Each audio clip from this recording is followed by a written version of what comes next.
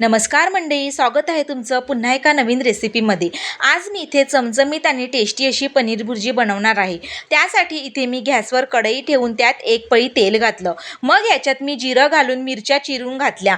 मग याच्यात मी 2 मोठे कांदे बारीक चॉप करून ह्याच्यात व्यवस्थित असे परतून घातले। चवीनुसार मीठ घालून कांदा असा व्यवस्थित परतून घेतला। कांदा परतल्यावरती मी ह्याच्यात लसूण आणि आल्याचा असा ठेचा घातला। मग 2 मिनिटांनी मी ह्याच्यात बारीक चिरलेले 2 टोमॅटो मी ह्याच्यात घातले। टोमॅटो 2 मिनिटांसाठी झाकून ठेवले। व्यवस्थित टोमॅटोला तेल सुटेपर्यंत मी असा टोमॅटो शिजू दिला। मग याच्यात मी जगभराचे मसाले घातले। हळद, मसाला, काश्मीरी लाल मिर्च पावडर, गरम मसाला घालून व्यवस्थित असा हा मसाला मिक्स करून घेतला।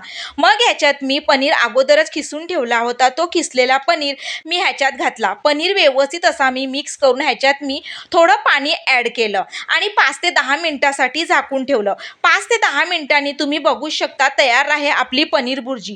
थोडी कोथिंबीर घालून व्यवस्थित अशी मिक्स करून घेतली। खायला तयार आहे आपली पनीर भुर्जी। पाव, ब्रेड, पुरी, भाजी, भाकरी कशासोबतही तुम्ही एकदा नक्की बनवून ट्राय करून बघा। आणि रेसिपी आवडली तर आपल्या चॅनलला सबस्क्राईब करायला विसरू नका। धन्यवाद।